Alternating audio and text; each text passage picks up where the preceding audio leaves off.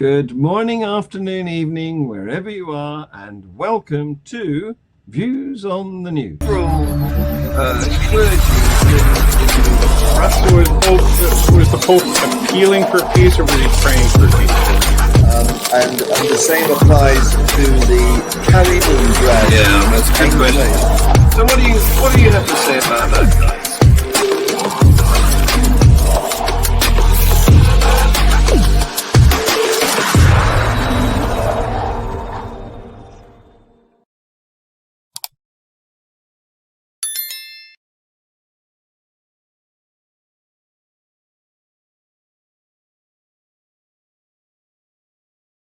Oops, I played the outro instead of the intro. Well, I'm human like anyone else. But regular viewers will know that I never know who's going to turn up to be on the panel on this show. And I know that I've had apologies from Guy and from Paul. They can't make it. We've all got lives. And I don't know whether Dread Pirate Higgs is going to turn up, but I do know that David hopes to join in later. So, however, we have got Tersia, my co-host, who is recovered, I hope, from her absence. Yeah, okay. And Aldo, who we introduced last week, who's based in Chicago. So we're international, as usual. We've got South Africa and US of A. Thanks, guys. Thanks very much for coming. So here's item number one. There's been quite a lot of videos put out by a guy who is the son of the co-founder of Hamas. Was it Hamas or Hezbollah? One of those. His name is Mossab, and since he's left the terrorist organization, he's got quite vocal about how Islam needs to be modified. So take a look at this. The abuse process begins at a very early age by indoctrination, brainwashing, forcing the children to think as rebels and to adapt to violence. And this is just one form of the child abuse in the Middle Eastern Muslim culture. What Hamas is doing is a crime against the children. It does not end by indoctrination. Hamas recruited children for terror activities, and not to forget that some children actually were forced to wear a suicide belt, explosive belt, and they used them as suicide bombers at some point. Hamas won't hesitate to use children as human shields. This is what we are witnessing in Gaza now. Sacrificing children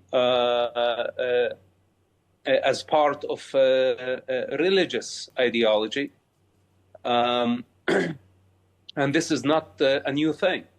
If we look back during the Iraqi-Iranian war, the Ayatollah used thousands of children to sweep minefields, kamikaze style. So these people are willing to sacrifice not only one generation, but many generations for political gain. It's not secret, but I think many don't understand or can actually conceive the evil practice of sacrificing children. Now, throughout this war, we have seen Hamas use psychological warfare to manipulate the West and even the Israeli public. How can Israel fight back effectively against this without stooping to that level? You know, Hamas dragged Israel into a very dirty war. This is their strategy. It is not that Hamas didn't know what would happen after committing a genocide on October 7 and kidnapping many hostages. They knew that Israel would retaliate. In the meantime, they booby-trapped schools, hospitals, streets, and they have been digging tunnels for many years beneath one of the most populated areas on earth. So Hamas wanted many civilians to die. They wanted the children to die. And this was their strategy to bring the West to its knees. All those who believe in civilization, this has been a challenge to all the values of the West. And Hamas knew that they would bring the globe to a crisis where Israel would look like the bad guys. So react to that. What exactly can I say and not say on this program? Pretty much, it is meant to be a family show, but we're pretty liberal here. Okay, then I'll say BS, because when the U.S. when the U.S. Vietnam War ended, the U.S. had mined Hanoi Harbor. They could not have shipping because the harbor was mined. And what the Vietnamese did was send kids to disarm the mines, many of whom were killed. The thinking there is, what is more valuable to society? Somebody who has gotten, say, example, to age 21, or somebody who's at age 13. Now, their society, I mean, even at the family level, is very much structured like the military. If you look at it, and that's the culture. That isn't a religion, that's a culture. If they do it in what they seem to be saying is in these Arab states, Islam is creating this, but the Vietnamese aren't Islamic. So these are just people that say this is the best situation, or this is for our people, it is better to lose somebody who has a 6th grade education than somebody that has a college degree. Better to lose one individual that doesn't support other people than somebody who's a parent in a family. So that's my thinking on this particular issue, that it isn't you can do it for whatever reason you want, but I don't see it as religious, because it isn't religious somewhere else. It's not exclusive to religion, of course, but in this particular instance, this is Islamic teaching. This is the Muslim ideology to take over the entire world, no matter what cost, even of their own children. Let's look at the bias here, because I don't see, for example, we have I don't see Nigeria, which is half Christian. I don't see the Muslim half trying to take over the Christian half. I don't see Muslim countries, Indonesia, or like attacking other countries. What I do see is that you have implanted Israel in the middle of Muslim countries, that Israel has taken territory from Muslim countries, that Israel doesn't allow Palestine to exist, that the people of Palestine responded to that. This guy is saying that this genocide that they committed, or this, on October 7th, when you had how many thousands of people incarcerated without trial in Israel, how many Palestinians incarcerated without trial, but that isn't an act of war. That isn't. Well, again, I think you'll find that Israel, it may have been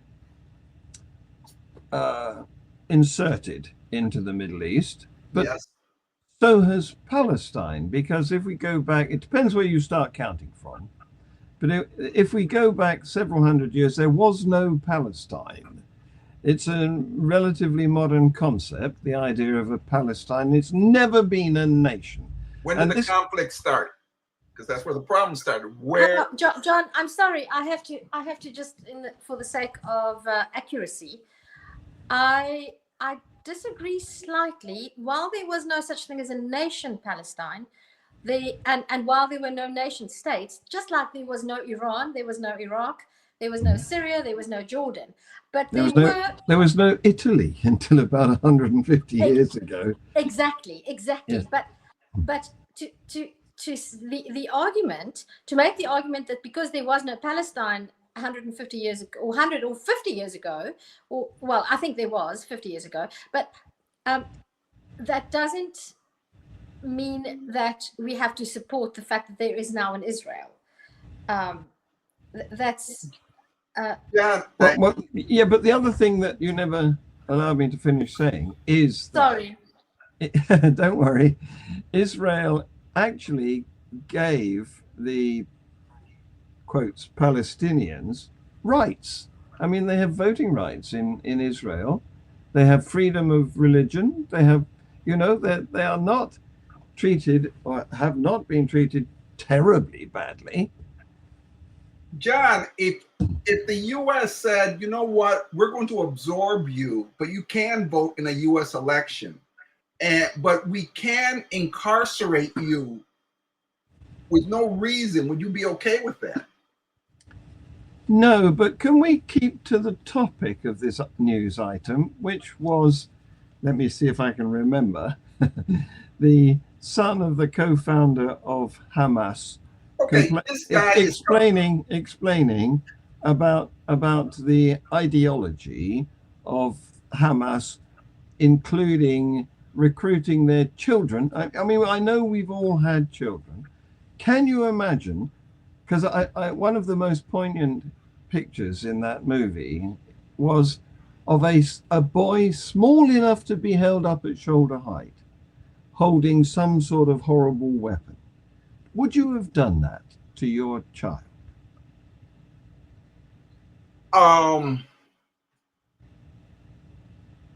Here becomes the question. You're asking somebody who has been put in that situation. I have a state. I have always had a state.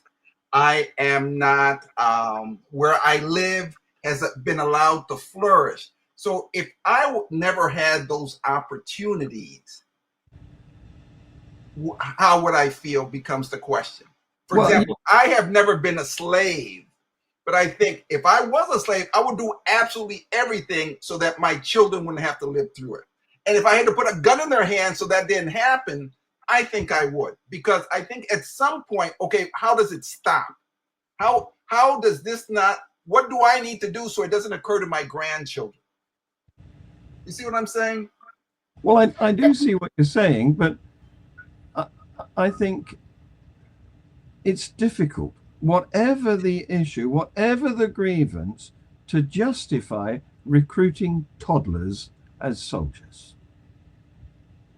I think that's a cultural issue, because if we are all people, I mean, if we are a people, we have seniors, we have middle-aged people, we have youngsters, we have a group of people, and we are oppressed. Is it the responsibility simply of a given demographic to address that oppression? Or is it a question, if the people are oppressed, is it a question of a demographic of the people to respond, or all the people?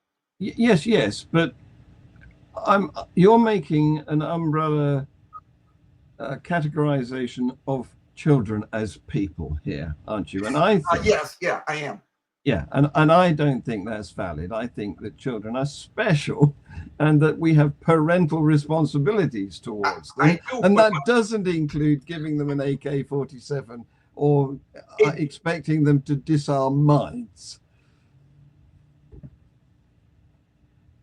I agree in principle with what you say, John, but I hear and I think while I find it abhorrent that a culture would instill the value of what the Hamas culture is doing and the Hamas culture is riding on the back of many ideological ideas and a very strong culture of violence, because in the herding culture that, and when I say herding, in the pastoral culture that the Arabs are from, and this has a very long lasting effect, because Robert Sapolsky's research and other sociologists' research has shown that the culture that one grows up in, that one is immersed in, shapes much of one's actions. And even to this day,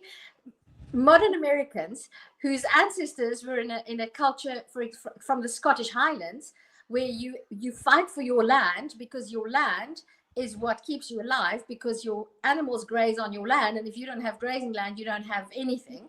And even today, people from that ancestry are more inclined to resort to violence to solve problems. Because well, here's the thing. Are we ever going to move on?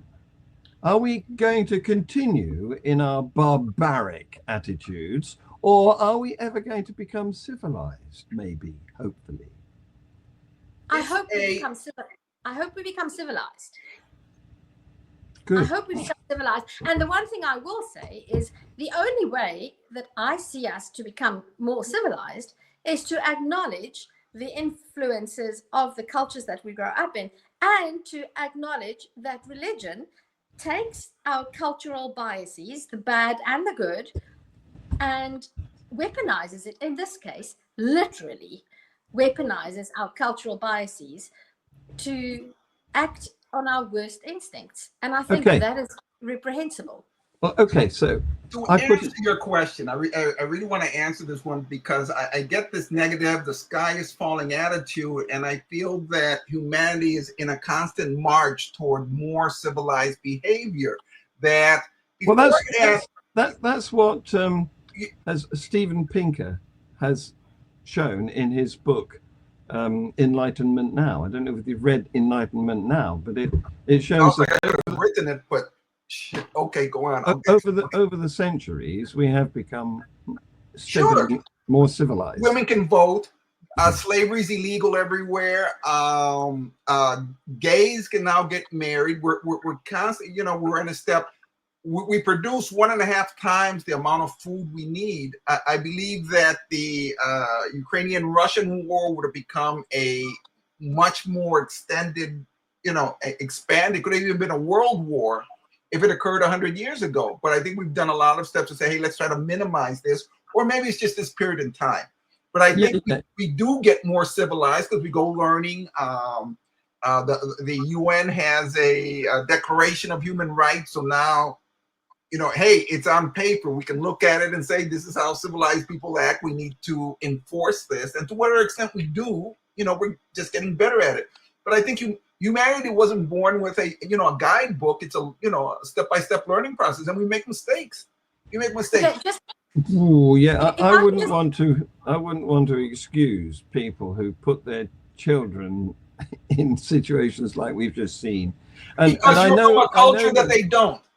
I know there is a tendency to generalize this single news item into determinism and John, I just want to survival, John. That's the one word. Look at, it's like evolution. What are we meant to do to survive? You have a survival instinct. You have a survival instinct. I have a survival. We all do. That culture, the Palestinians want to survive. Okay. What you're saying, yes, don't kill the kids, but you can do what you need to do. Okay, so now we're going down the evolution rabbit hole. But unfortunately, well, okay, you go ahead, Tersia, and I'll deal with the evolution rabbit hole afterwards. I just want to ask about the news item. Is this man criticizing Hamas, or is he criticizing the Muslim faith? And I think that is, from the point of view of the program that we're doing, I think that should be the issue. Because what Hamas is doing is being enabled because of their culture, yes, but to a great extent because of the Muslim faith. Yes. And is this person, if I did not, perhaps I wasn't paying enough attention, but I don't hear Muslims criticizing the tenets of the Muslim faith that makes this acceptable. You don't Because hear enough of any them, you mean? I don't hear that. I Well, don't hear he's one. He's one. Well, And there's, is he criticizing the Muslim faith, or is he just criticizing Hamas? well, I could let me interrupt this show by showing you a clip from last week's show, which is a Muslim criticizing Islam. Take a look at this. No, Okay, you that would be nice. are in a crisis. You went to the Muslim countries and you imported the garbage that the Muslim countries wanted to put in prison or isolate away from society. You went and you imported them. Why? For cheap labor. But these Islamist extremists, they don't want to work. They want free welfare. They want to marry French women, blonde hair, blue eyes. They don't have time to work. So look at Poland.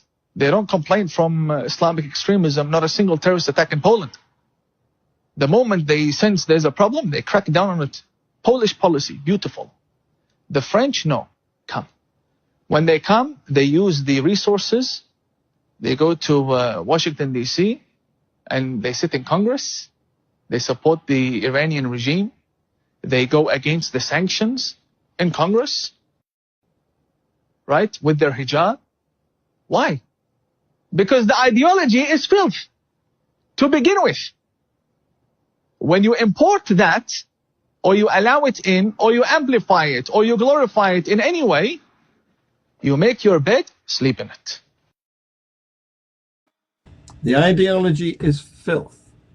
That's a Australian cleric who is trying to reform Islam. Good luck to him. He's like a gay who wants to. He's like a South African gay person who wants to stay in the church that doesn't want to marry him. Well, It's wonderful. Yes, it has to start somewhere. Well, let's consider. He spoke about two countries, right? Poland and France. And he spoke about the reactions of both to Muslims. Which of those two countries colonized Muslim countries? Hey, Aldo, we're not going to look. We've opened enough rabbit holes. We're not going to. What's he saying? No, I'm criticizing. I'm responding to what he said. Yeah, and I'm saying that there's no Arab terrorist in Poland because Poland didn't colonize. No, that's not what he said. France colonized a Muslim country. No, he was saying, well, because they respond. They're not there. They're not in Poland. They're in France because they're going back to the country that colonized in the same way Nigerians go to Britain.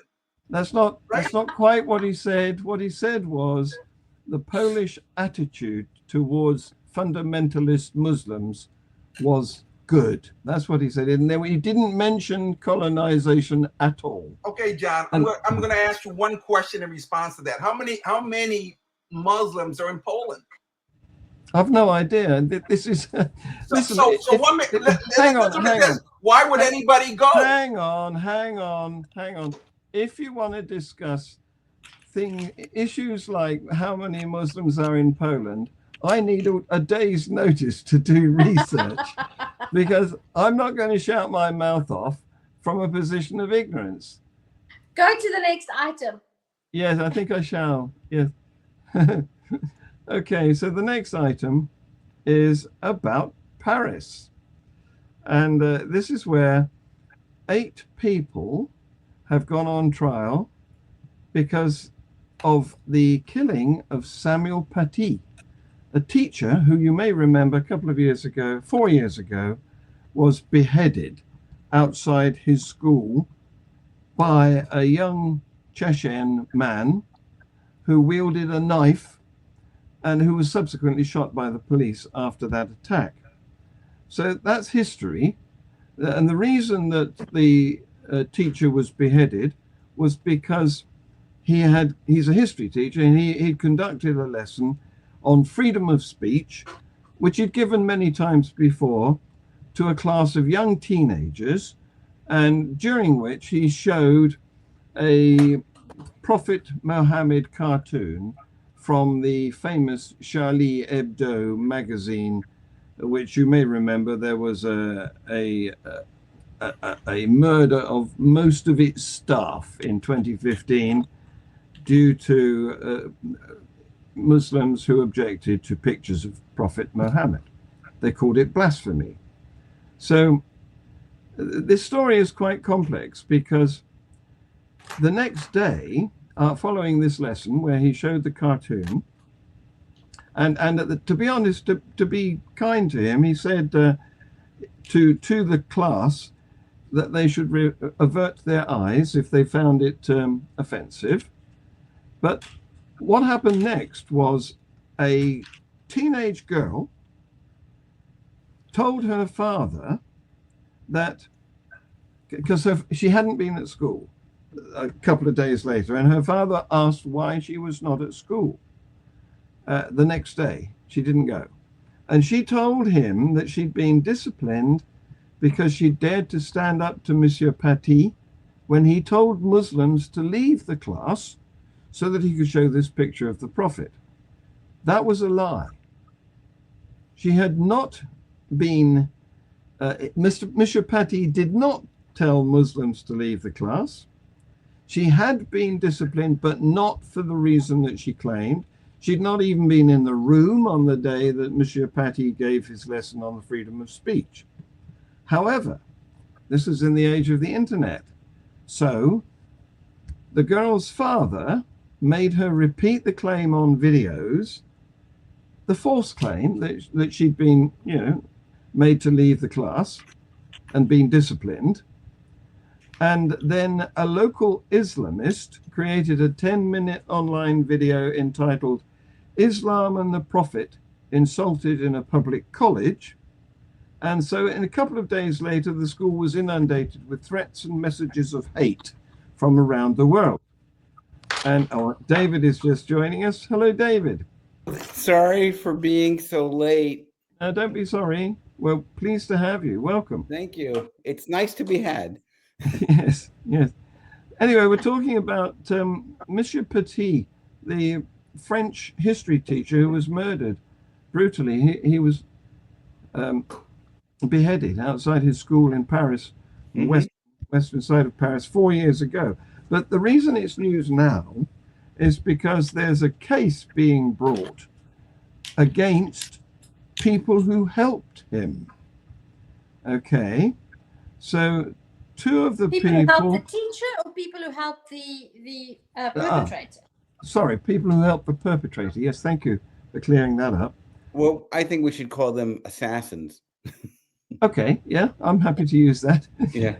Two of them helped him. They helped him buy replica pistols and drove him to the school.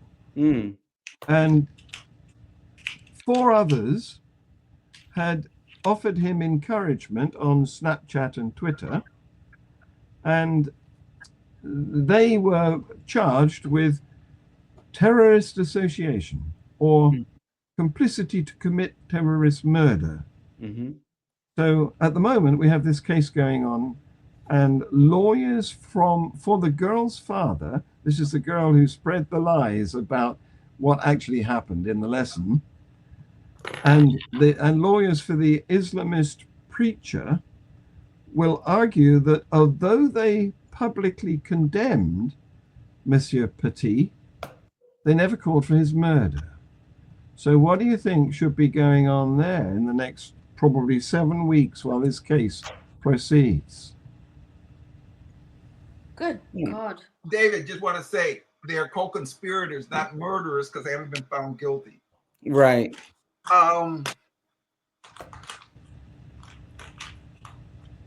Well, I'm just glad that I don't have to sit and make any decisions on a case like this, because it could be argued that at the face of it, the father who made the video, he never called for the person to be killed. And I don't think, I think it would be a hard sell to prove that. And I say that as somebody who is currently a complainant in a case where I removed crosses from traffic signs in my town, and somebody from a neighboring town took it upon themselves to attack me and my business and my husband's business, and actually threatened that they would come and do physical harm against us. And I'll tell you, it's a hard sell to get that man taken, giving him any form of accountability, because it's so I'd like to see how that pans out, because if they didn't say kill him and the other person took it upon himself to commit the murder, I mean, when does it become incitement to kill somebody? Yeah. And I think it would be irresponsible to find the father guilty of anything, because except libel or maybe slander or something like that. But John, this is occurring in Britain, and you're speaking to three people who are unfamiliar with the laws of Britain. No, it's France. No, it's in France. Well, then nobody here knows the laws of France. Right. But my thinking is, what would need to be proven is that if you put this kind of information out, there are people out there. It's going to go worldwide, and there are people in this community that will kill you, because Salman Rushdie was sort of like proof of that. Mm-hmm. You know, so like it might not happen for any other religious group, but it certainly happens that if somebody says some kind of authority, or says you have insulted the prophet or whatever it is, I don't have any opinions. Anybody out there? I don't have.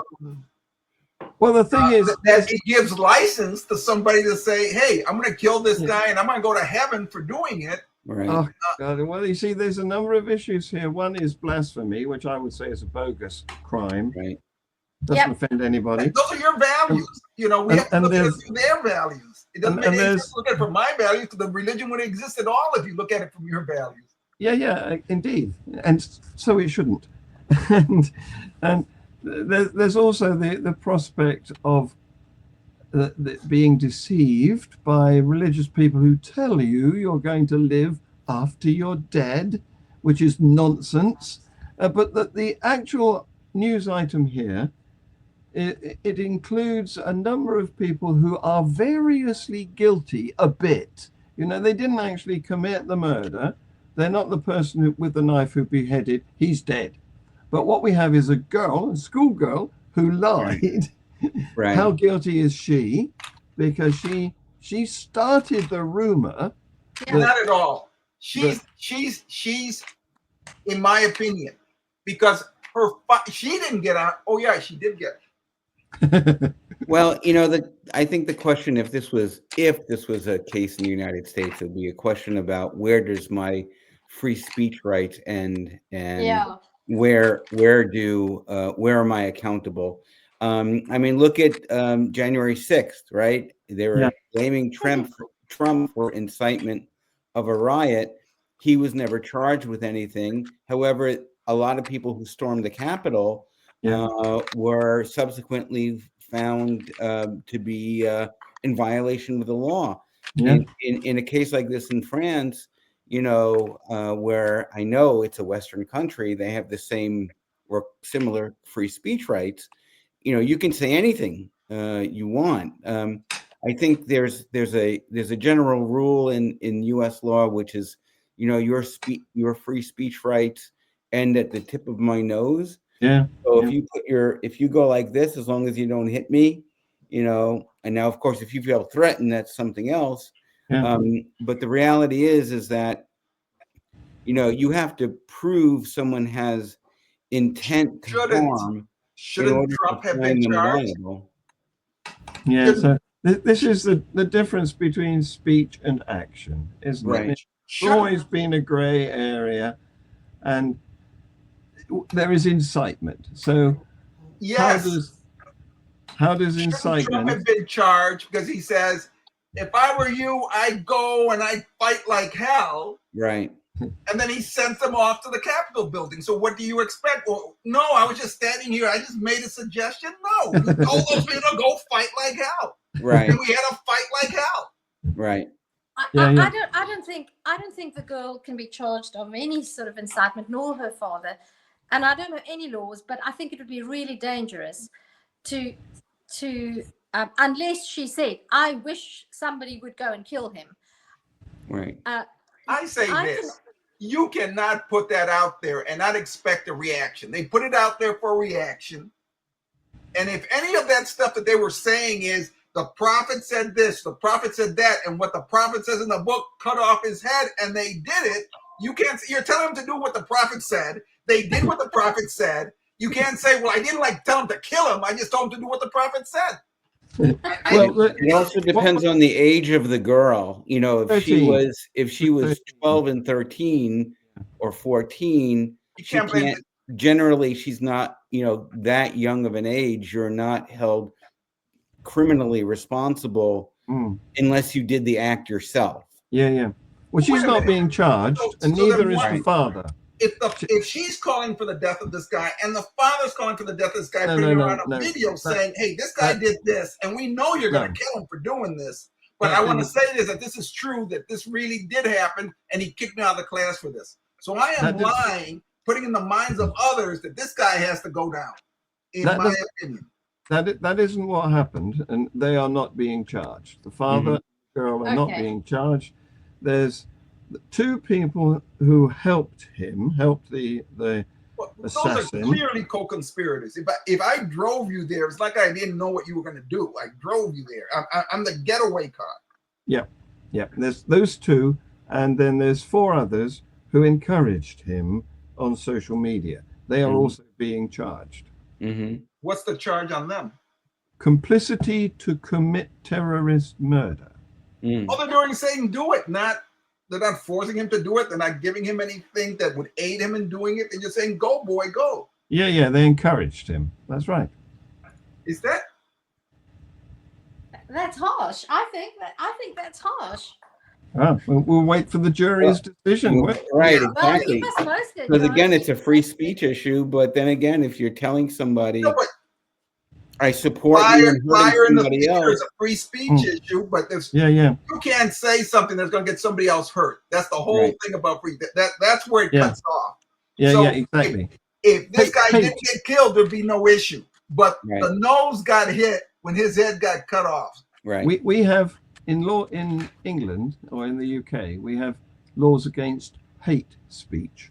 And I don't know whether that applies in France or whether it would feature in this case. Anyway, I have a notional. I have a in the stage. You can say what you want. I have a notional time limit for this show. Oh, which is 40 minutes, and there's 1 minute and 45 seconds of that left. And so far, we've only done the first two news items. So I'm resigned to the fact that this show is going to take longer. Anyway, in the Middle East, we have disparate military power, don't we? I mean, yes. The reason that Hamas and Hezbollah have to sacrifice their children and use civilians as armor is because they don't have the military power that Israel does have. And just to accentuate this, I want to show you a video of Israel's wonderful, if that's the right word, military power. Take a look at this. There's no sound, by the way.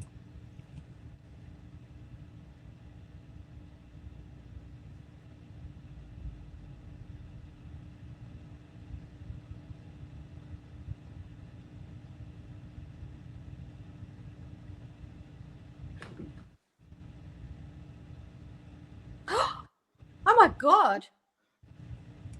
That is military power. That is a village of, in Lebanon, of Hezbollah terror structures that Israel just wiped out in one go. That Israel said were terrorist structures. Well, yes. Wow. Good God. I'm not surprised because I live in the U.S. and that's what the U.S. military can do. I mean, Yeah. Right. Yeah, that's an important point to bring up.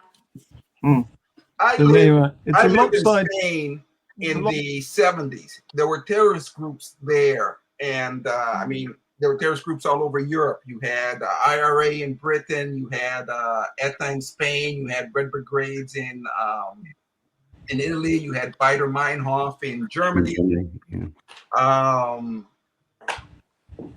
A terrorist said that they were talking about terrorist attack, and they had a guy who was in the, and he said, look, I don't want to go blow myself. I'd rather be in a club dancing.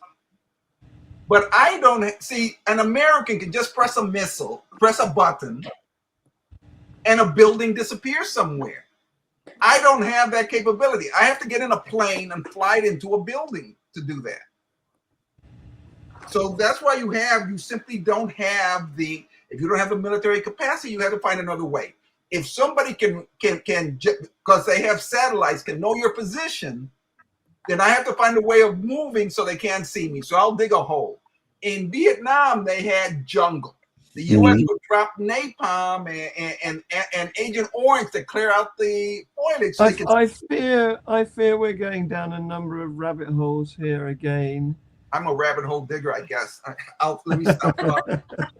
I mean, this is about Lebanon, not Spain or Vietnam. What I'm saying is the same situation, that what you have, you have a disparate force anywhere, anytime. Yeah, but one of the words in the title of this show is views on the news. It's not about history. It's about what's happened in the last 7 days. Okay. It's hard to put it in context if you don't have a history behind the event. Okay, Israel has great weaponry. Now what? It's an unequal contest, isn't it? Yes, it is. Yeah. Now what? Job done. Yeah. Item number 4. Oh, that's a good way to get through them. Okay. You may remember, I think it was last week or maybe the week before, I announced that in Switzerland they were enacting a bill to prohibit facial coverings in public spaces, and this has become known as the burqa ban. And it has now been enacted, and it will take effect on January the 1st. What do you think about that? Is Switzerland a Muslim country? No. Then cool. Yeah. Well, it's like, didn't they enact something similar in France? Yeah. Yes. Yeah. Yes. So, these are Western countries that are trying to push back against quote unquote Islamization of their culture. On the other side of that, it's like, well, isn't that part of my religious right to be able to dress any way I want in a free society? Indeed. My feeling is, as an American, I don't think you would ever see such a law being passed here. But if other countries choose to do it, that's their legislative right. And there are countries that say that women can't go out without a man, right? Yeah. So there's the other. Can't drive a car. We're gonna bitch about them not wearing. Excuse me. Yeah. About not wearing it, and in Saudi Arabia they can't drive a car. Don't say anything to me about. I don't want a Muslim saying, "Hey, how come I don't have this right here? You don't have rights in the country you came from." Right. Well, okay. So take a look at this video then. See what This is the other side of the coin. See what you think about this. Okay. Why is it not playing? A woman in Iran has been detained after stripping down to her underwear outside her university in the country's capital, Tehran. According to students and activist groups, the woman was protesting the abusive enforcement of Iran's strict Islamic dress code. An Iranian student social media channel has reported that the woman had faced harassment by members of the Plessis, an Iranian volunteer and paramilitary group on the Azad University campus, adding that members of the force had ripped her headscarf off and tore her clothes. In this video, the student is shown being bundled into a car by a group of men in what human rights group Amnesty International has described as a violent arrest. A police report cited by a university spokesperson claims the woman was under severe mental pressure and had a mental disorder. However, CNN has not been able to independently establish the circumstances behind the incident. In Iran, women can be subjected to harsh punishment for not wearing the hijab or headscarf in public. In recent years, the Iranian regime has faced backlash for the stringent and often violent enforcement of these regulations by its so-called morality police. In 2022, protests erupted across the globe after 22-year-old Mahsa Jina Amini was violently arrested for allegedly wearing her hijab incorrectly. She later died while in police custody. Iranian officials claim she suffered a heart attack.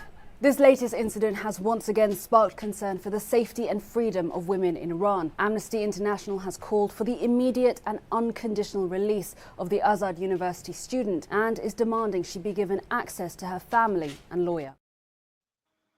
So where is rationalism in this dispute? I mean, in the one hand, we have a country that's enforcing by law the banning of certain garments. And on the other hand, we've got this country that's enforcing by law the wearing of certain garments. Well, let's ask this question. What is the purpose of banning? What is gain? What does the country gain? Is it we want to retain our Swiss personality? You know, our Swiss identity? Well, I think they might claim that they don't want to compel women to walk around in a black tent with only their eyes showing. No, hang on. It's the woman's choice. No, right? Is it? I don't know if it is. They are women. Who put on the woman's clothes? They are women who want to go about wearing full face. Yeah, there are women who've been gaslighted into thinking that that's what they should wear. Yes. No, you can't. No, John, sorry. Wait. You can't. You decided what to wear. Who knows how you were psychologically influenced to put on that shirt? Well, I know. You can't say that women have been gaslighting. Well, I can in this case because my daughter went to the local school and it was attended by some Muslim children. And when one of the girls of a Muslim family got to the age of 8, she suddenly appeared wearing a hijab. And she told my daughter that she wanted to do this because it was the right thing to do. She was too young. She was too young to make that decision, but she'd been oppressed into thinking that she needed to do it. 8, John? No, John, I have more sympathy. I grew up in a household where certain ideas were impressed upon me, and an 8-year-old is not old enough to decide many things, but we all do that, and all cultures do that. And I disagree with you. Some cultures do it to such an extent they make their 2-year-olds carry a gun. So what age is too young, John? No, let me just finish my point. Yeah. Switzerland has the fullest right to make any laws, to ban anything, or for that matter, to enforce any behavior in their country. If that government was democratically elected and the lawmakers made the decision, and they have the fullest right to make that law to ban whatever they want to ban. And if you're an immigrant living in that country, if you're a citizen and you are not happy with the laws that ban certain things, then you have to follow the democratic process to get that overturned. Well, you're making an assumption that there's such a thing as a nation and that there's such a thing as borders, aren't you? Whereas, in fact, we're using a means of communication which denies that existence of sovereignty. No, John. And we live in a globalized trading world where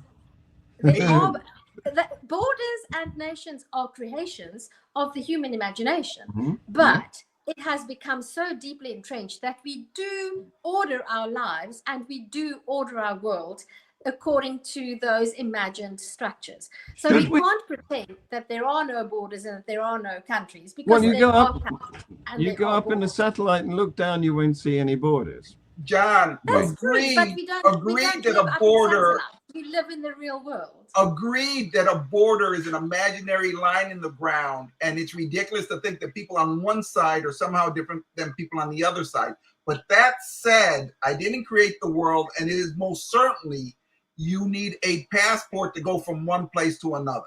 I just wanted to dig my rabbit hole, that's all. Now, No, you didn't. Switzerland dig a rabbit hole. You existed, went up in a satellite. and best I know, Arabs aren't there. Just on as a basis, Arabs weren't there. The culture just didn't get there. It is only recently that people from Muslim countries have decided, I want to go to Switzerland, and that's fine. You were somewhere, you decided Switzerland's better, you win. Switzerland changes its laws. Now, if you're a citizen, you could probably have voted on this thing. Yeah. You could have voted on this thing, and the decision was take off the hijab. Now, if you don't like it, go back where you came from or someplace that accepts your hijab. Why are you forcing these people that are here who voted on what they wanted to do from doing what they wanted to do? Because now I feel I should have the right to wear the hijab here. So what do you think about that, David? Are you a conformist? Do you think that you should fit in wherever you are? I love this conversation because I think there's 4 of us, but there's probably been about 16 opinions. Bravo, thank you. bravo. Thank you. My feeling is this, is that, there are people who are, we're just talking about immigrants now, right? But we're talking about, sometimes there are cases where people are born into these countries, where Arabs or Muslims are born into these countries, European countries, and they want to still practice their culture. Yeah. At the same time, there's the push and pull of what it means to be a citizen of a country. So, as I mentioned before, you have on one extreme the religious folks saying, no, this is the way it's going to be. If you're a woman, you're going to wear this starting at age 8 or whenever it is. That young lady in Iran who decided to just walk around in her underwear, it's definitely provocative, and you could see what happened to her. They're saying it was mental illness, but reality is I want to be free. Yes. On the other hand, that was just their excuse for her. But maybe they said they couldn't prove, that they didn't get independent confirmation. Oh, no. But they had to use some excuse to brutalize her. It was all excuse. Yeah. On the other hand, you have Switzerland or France are basically saying, time out, guys. You're welcome to come out to our country, and you can bring your faith, but you can't bring this aspect of your faith. Yeah. Do you know, I knew when I came to you, David, I get sense. No, hey, John, no. I just want to say one thing, and this is very sensible. Obeying the laws of the country that you live in is not about being conformist or non-conformist. If there are laws and a law is made in the country that I happen to find myself in, whether as a citizen or as a visitor, I cannot say that this law doesn't suit me and therefore I will disobey it because I'm non-conformist. So being conformist or non-conformist when it comes to obeying the laws of the country that you're in is not quite what this discussion is about. And what I just wanted to say about Iran is it's very clear, and it has been for a long time now, that the citizens in that country are not happy with the laws that are being made on their behalf. And they are, and there's a big difference there. It's a shame, isn't it? It's a shame, isn't it, that a lot of countries are governed by people that they don't like. Anyway, And- I'm not going to let this go on forever, which is a temptation because it's such fun. But I'm going to end with a short video, which is meant to be comedy. I hope I enjoy it. I think it's funny, but it touches on some of the issues that we've been talking about, including free speech and what you might get away with saying in different countries. So I want you all to imagine whether this comedian would fly in your country. Take a look at. Did you see the other day, a couple of days ago, a man got arrested for carrying a sign that said Hamas are terrorists? Did you see that? Now, now, he got arrested for that because that is just blatant disinformation, isn't it? That's, Hamas are not, I know Hamas are not terrorists. I checked it on the BBC fact check site.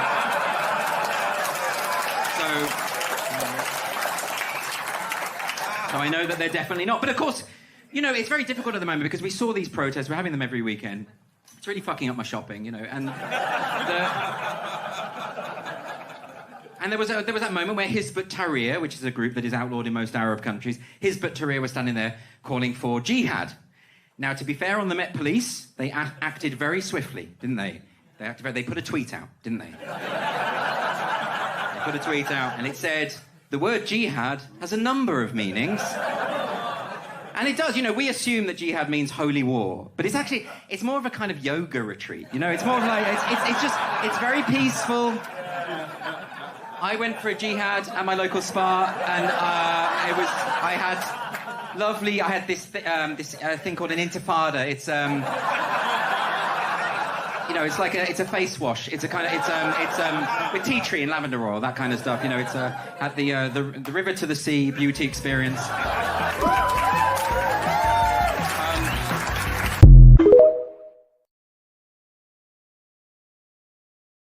Sense of humor in South Africa, and we laugh at ourselves. So, go. Yeah. I love Monty Python too. Yes.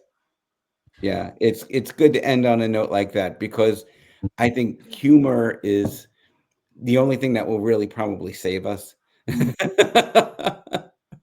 Yeah. And let's face it, religions do not find it easy to laugh at themselves, and I think that's part of the problem.